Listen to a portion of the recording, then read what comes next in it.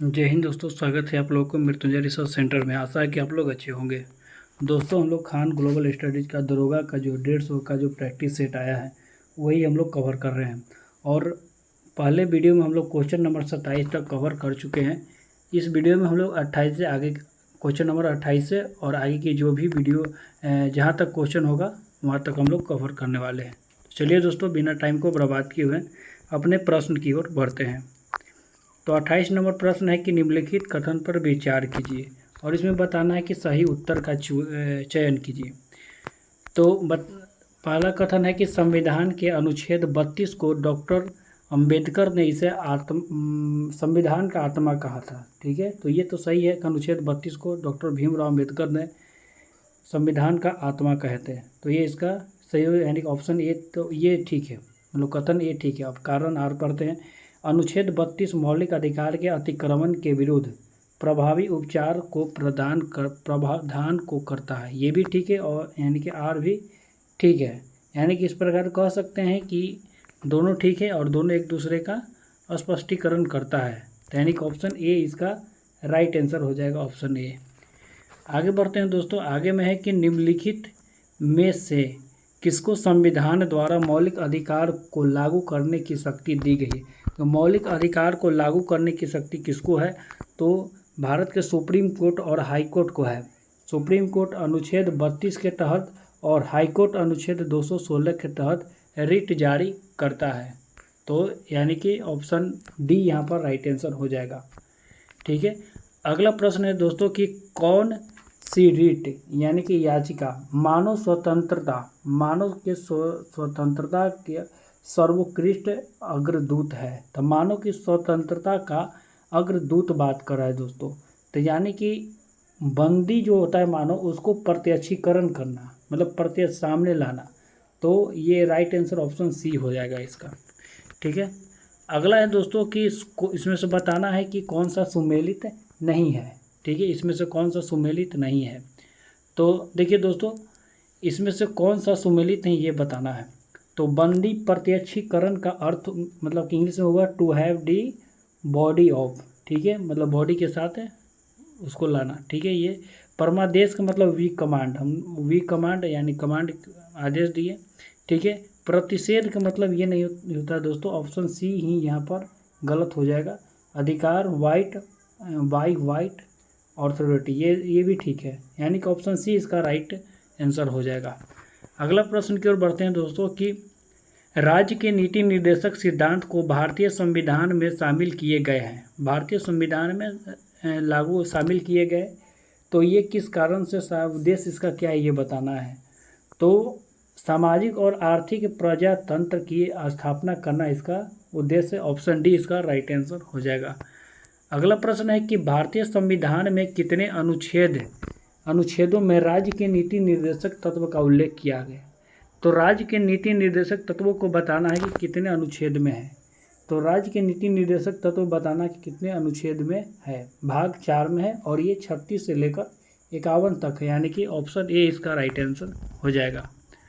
अगला प्रश्न है कि भारत के संविधान में अनुच्छेद 46 की बात किया गया, किनके शैक्षणिक और आर्थिक हितों का प्रोत्साहन का उल्लेख करता है।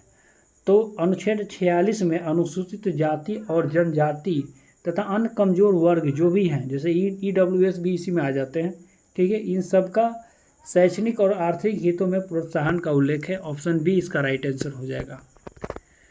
प्रश्न नंबर 35 की ओर बढ़ते हैं दोस्तों, और अच्छा लग रहा हो तो इसे लाइक शेयर जरूर कर दीजिए।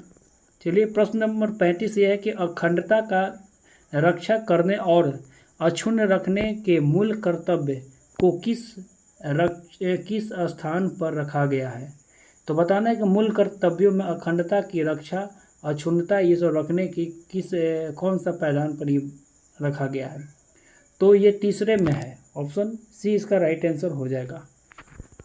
अगला प्रश्न है कि भारतीय संविधान के अंतर्गत निम्नलिखित में से कौन से मूल कर्तव्य नहीं है।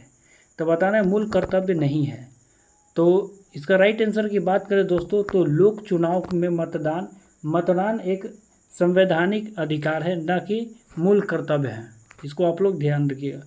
लोग कभी कभी समझ लेते हैं कि मत देना एक मौलिक अधिकार है, ये भी नहीं है। तो मत देना एक संवैधानिक अधिकार है। ठीक है, ऑप्शन ए ही इसका राइट आंसर हो जाएगा, बाकी सब मूल कर्तव्य के अंतर्गत हैं। ठीक है, अगले प्रश्न की ओर बढ़ते हैं। अगला प्रश्न है कि निम्नलिखित में से किसको संतुष्टि पर भारत के संविधान में मूल कर्तव्य शामिल किया गया था। तो भारत के संविधान में मूल कर्तव्य किसके समिति पर आया था, ये बताना है। ठीक है, तो बात करें मूल कर्तव्य का, तो स्वर्ण सिंह समिति पर आया था। ऑप्शन सी यहाँ पर राइट आंसर हो जाएगा। अगला प्रश्न है कि राज्य के निर्वाचन मंडल के सदस्य राष्ट्रपति के निर्वाचन मंडल के सदस्य होते हैं। तो राष्ट्रपति के निर्वाचन मंडल में कौन कौन सदस्य होते हैं, ये बताना है। तो राष्ट्रपति के निर्वाचन में अगर बात की जाए तो संसद के दोनों सदनों के निर्वाचित सदस्य, मनोनीत नहीं, निर्वाचित सदस्य, ये तो ठीक है, ऑप्शन ए ठीक है। ऑप्शन बी की देखते हैं कि राज्य विधानमंडल के दोनों सदस्य नहीं, राज्य विधानमंडल के दोनों सदस्य नहीं, सिर्फ विधानसभा होता है, विधान परिषद नहीं भाग लेता है, विधानसभा, यानी कि ये तो दूसरा वाला तो गलत हो गया। तीसरा में सभी विधानसभा, ठीक है, विधानसभा के निर्वाचित, ये इसमें विधान मनोनीत जो होता है वो नहीं। ठीक है, अगला है कि दिल्ली और पुडुचेरी के विधानसभा के निर्वाचित सही, इसमें मनोनीत भी नहीं, ऑप्शन 4 भी सही, यानी कि 1, 3 और 4, 1, 3, 4 अर्थात ऑप्शन डी इसका राइट आंसर हो जाएगा। अगला प्रश्न है कि राष्ट्रपति अपना त्याग पत्र किसको संबोधित करते हैं। तो राष्ट्रपति अपना त्याग पत्र उपराष्ट्रपति को देते हैं, तो ऑप्शन ए हो जाएगा। और उपराष्ट्रपति किनको देते हैं, ये भी अगर प्रश्न आ जाए तो उपराष्ट्रपति लोकसभा अध्यक्ष को देते हैं सर्वप्रथम। ठीक है, अगला प्रश्न है कि राष्ट्रपति 5 वर्ष तक अपने पद पर रहता है। राष्ट्रपति 5 वर्ष तक अपने पद पर रहता है, तो कब से रहता है ये बताना है। शपथ लेने से समय से रहता है, या चुनाव होने के टाइम से रहता है, या निर्वाचित होने के समय में, जो भी वही चुनाव हो गया, मतलब कब से रहता है ये बताना है। तो वो अपने पद ग्रहण करने की तिथि जो भी हो उससे रहता है, न कि शपथ यहाँ पर नहीं होगा, पद ग्रहण करने की तिथि, ऑप्शन सी यहाँ पर राइट आंसर हो जाएगा। अगला प्रश्न है कि राष्ट्रपति क्षमा प्रदान करने की शक्ति में क्या सम्मिलित नहीं है। इसमें बताना है कि क्या सम्मिलित नहीं है। ठीक है, किस प्रकार की क्षमा करते हैं ये नहीं पूछे, इसमें किस प्रकार की क्षमा नहीं करते हैं और उसमें क्या सम्मिलित नहीं ये बताना है। तो देखिए, क्षमा तो करते हैं, यानी कि अनुच्छेद 72 में, ये तो ठीक है। लघुकरण भी करते हैं, परिहार भी करते हैं, विराम भी करते हैं। विराम मतलब कि रोक लगा देना। ठीक है, प्रतिलंबन भी करते हैं, प्रतिलंबन भी करते हैं। ठीक है, तो इसमें क्या हो जाएगा, रोक, देखिए दोस्तों, रोक नहीं हो जाएगा, रोक नहीं लगा सकते, और निरंतरता, ये यानी कि 6 और 7, ऑप्शन ई इसका राइट आंसर हो जाएगा, ऑप्शन ई।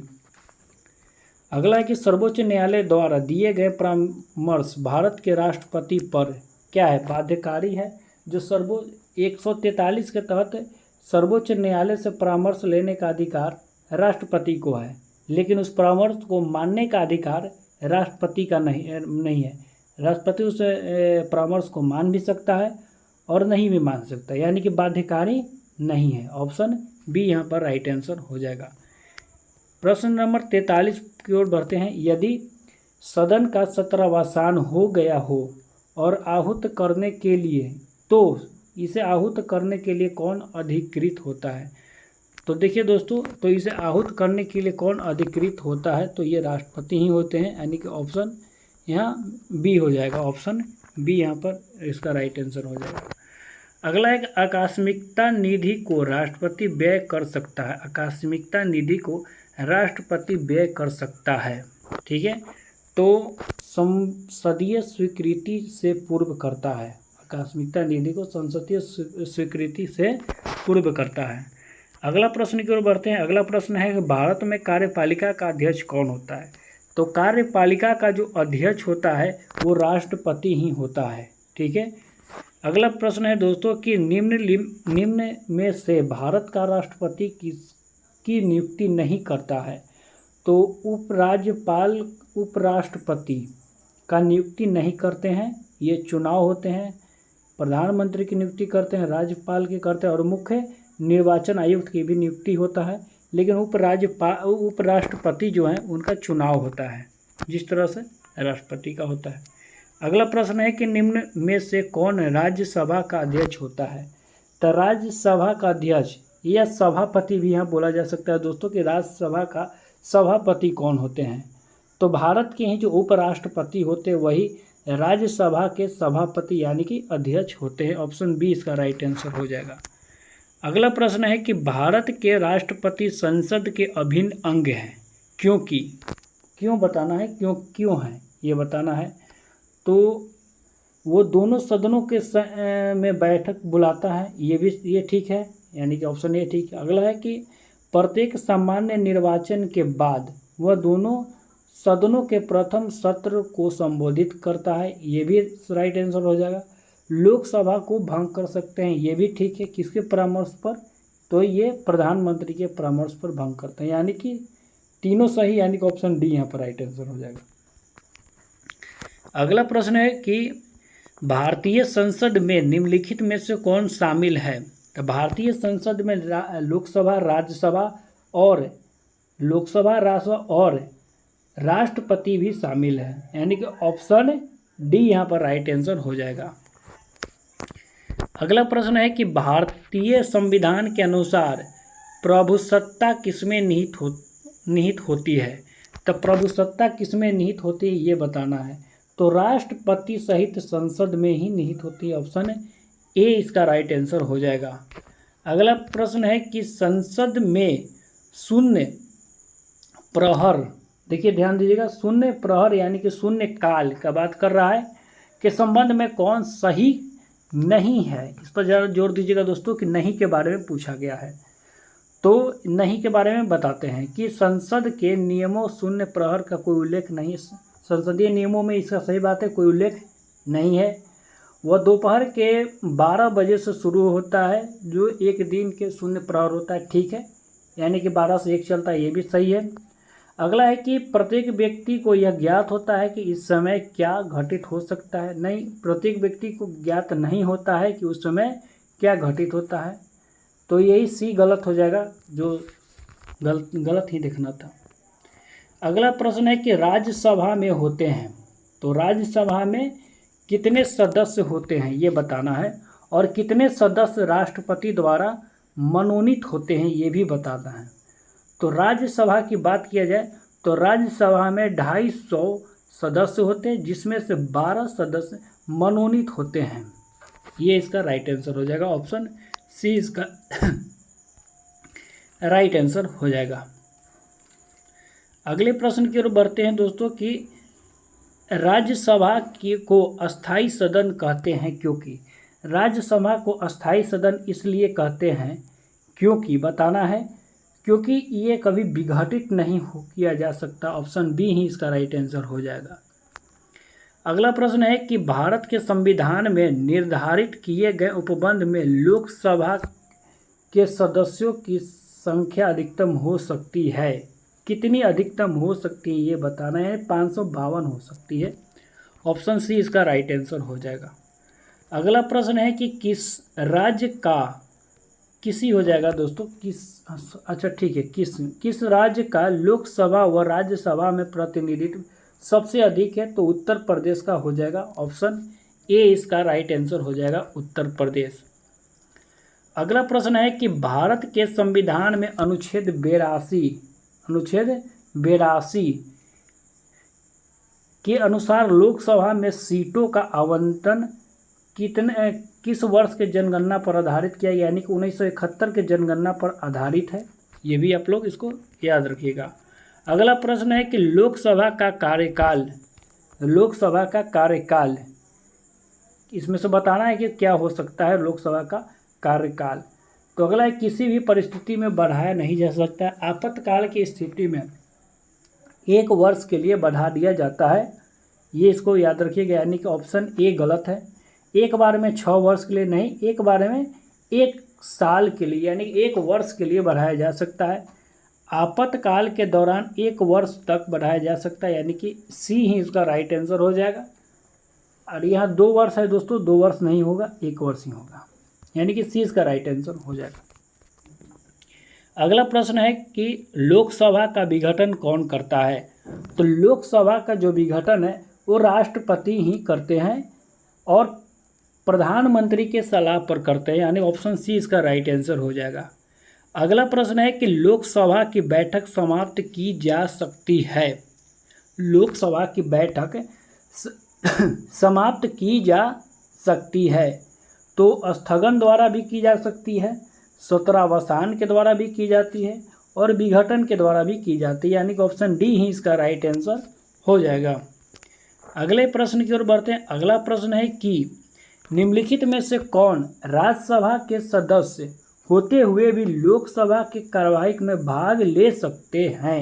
राज्यसभा के सदस्य हैं लेकिन लोकसभा की कार्यवाही में वो भाग ले सकते हैं, वोट नहीं दे सकते, यानी कि मत देने का अधिकार नहीं है। तो वो सिर्फ मंत्री को, जो भी मंत्री राज्यसभा के हो गए उन सब को है, ऑप्शन सी। लेकिन जब मत देने का अधिकार होगा तो वो अपने सदन में जाकर ही मत दे सकते हैं। अगले प्रश्न की ओर बढ़ते हैं। अगला प्रश्न है कि भारतीय संसद में दोनों सदनों की संयुक्त बैठक 108 अनुच्छेद 108 के तहत होता है, किस संबंध में होता है। तो संविधान संशोधन में नहीं, संविधान संशोधन में संयुक्त बैठक नहीं हो सकता है, वित्त विधेयक में भी नहीं हो सकता है, साधारण विधेयक में हो जाएगा और भारत के निर्वाचन में नहीं, निर्वाचन संबंधी कोई भी विवाद सीधा एकदम सुप्रीम कोर्ट में ये चला जाता है। ठीक है, अगले प्रश्न की ओर बढ़ते हैं। ये आज का लास्ट प्रश्न रखते हैं दोस्तों, फिर जो भी होगा अब अगले पार्ट में लेकर हम आएंगे। ये लास्ट प्रश्न है और इसको देखते हैं कि लोक लेखा समिति अपनी रिपोर्ट प्रस्तुत करते हैं। तो लोक लेखा समिति अपनी रिपोर्ट किसको प्रस्तुत करते हैं। तो लोक लेखा समिति अपनी रिपोर्ट लोकसभा अध्यक्ष यानी कि स्पीकर को ये सौंपते हैं, प्रस्तुत करते हैं। तो यही था दोस्तों, मिलते हैं अगले वीडियो में, तब तक के लिए जय हिंद, जय भारत। और अच्छा लग रहा तो इसे लाइक शेयर सब्सक्राइब जरूर करें। जय हिंद।